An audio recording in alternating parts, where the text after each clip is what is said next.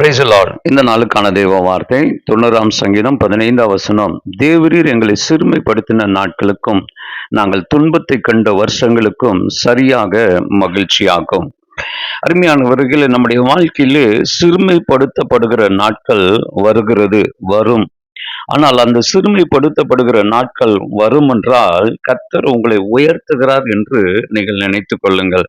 கர்த்தர் உங்களை சிறுமைப்படுத்தும் போது, மனிதன் உங்களை சிறுமைப்படுத்தும் போது, பிசாசு உங்களை சிறுமைப்படுத்தும் போது, இதற்கு பின்பதாக நிச்சயமாகவே நம்ம எல்லாருக்குமே ஒரு பெரிய உயர்வு இருக்கிறது. வேதத்திலே ஒரு மனிதனை குறித்து சொல்கிறேன். அவன் பெயர் தாவீது. தாவீது 3 அநேக வழிகளிலே சிறுமைப்படுத்தப்பட்டான். ஒரு 3 காரியங்களை மட்டும் சொல்லுகிறேன். 1 சாமுவேல் 18ஆம் அதிகாரம் 11வது வசனத்திலே அவனை அழிப்பதற்காகவே அவன் சிறுமைப்படுத்தப்படுகிறதை பார்க்கிறோம். சவுலின் நிமித்தமாக தாவீது அழிக்கப்படுகிறான். அது எப்படி என்றால், பெலிஸ்தியருடைய கையிலே அவன் விழ பண்ண வேண்டும் என்று சவுலுடைய எண்ணமாய் இருந்தது. கர்த்தர் அவன் பெலிஸ்தியன் கையிலிருந்து அவனை விடுவித்தது மாத்திரமல்ல, 1 சாமுவேல் 18ஆம் அதிகாரம் 12, 19 வசனத்திலே சவுல் தாவீதை அழிக்க நினைத்தான். ஆனால் தேவன் சவுலுக்கு பயத்தை கொடுத்தார் என்று எழுதப்பட்டிருக்கிறது. அப்படி என்றால் கர்த்தர் நிச்சயமாகவே நம்முடைய சிறுமைக்கு தகுந்தாற் போல கர்த்தர் நமக்கு உதவி செய்வாராக. இரண்டாவது, அவன் அவமானப்படுத்தப்பட்டான். அவமானப்படுத்தப்படுகிற சூழ்நிலைகளிலே நீங்களும் நானும் இருப்பீர்கள் என்றால் பயப்படாதீர்கள். இந்த அவமானத்திற்கு பின்பதாக கர்த்தர் ஒரு உயர்வு இருக்கிறது. 2 சாமுவேல் 10ஆம் அதிகாரத்துல 1 முதல் 4 வரைக்கும் நீங்கள் வாசிக்கும் போது, ஆனான் ராஜா என்கிற ஒரு ராஜா இருக்கிறான். அவனிடத்துல தாவீதின் ஆட்கள் போகிறார்கள். அந்த தாவீதினுடைய ஆட்களை அவன் தாடியை சிரைத்து அவன் வஸ்திரங்களை கிழித்து தாவீது அவமானப்படுத்த வைக்க வேண்டிய செயல்களை அவன் செய்கிறார்கள்.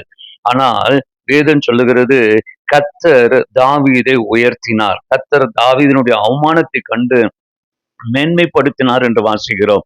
எந்த சூழ்நிலையில் நீங்கள் அவமானப்படுத்தப்பட்டாலும் உங்களை நிச்சயமாகவே கர்த்தர் மறுபடியும் உயர்த்துவார்.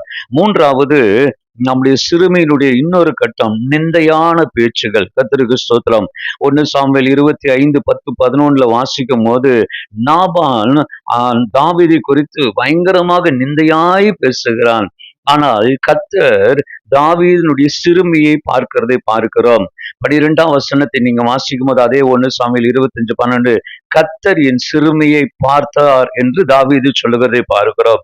அதனாலதான் தேவன் தாவீதின் சிறுமியை பார்த்து பெரியோர்களின் நாமத்திற்கு ஒத்த நாமத்தை தாவீதுக்கு கொடுத்தார். 2 சாமுவேல் 7ஆம் அதிகாரம் 9வது வசனத்துல வாசிக்கிறோம்.